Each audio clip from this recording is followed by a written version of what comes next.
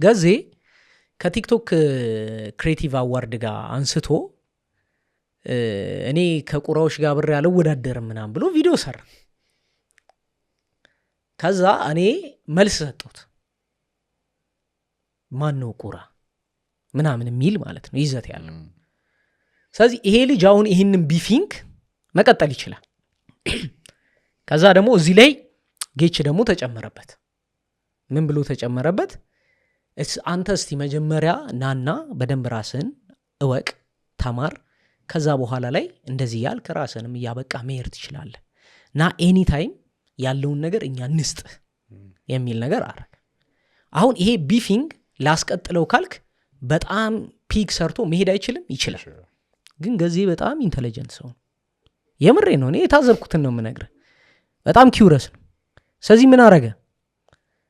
እኔ መጥቼ ከእናንተ ጋር ሳይንሱን እንደምታስተምሩኝ አውቃለሁ። ሳይንሱን ብታስተምሩኝ እዚህ መጥቼ ገጠር ላይ ምንም ሊሰራበት አልችልም።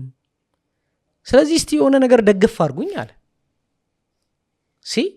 ስለዚህ አሁን ለዚህ ሰውዬ ምን ምላሽ ትሰጣል?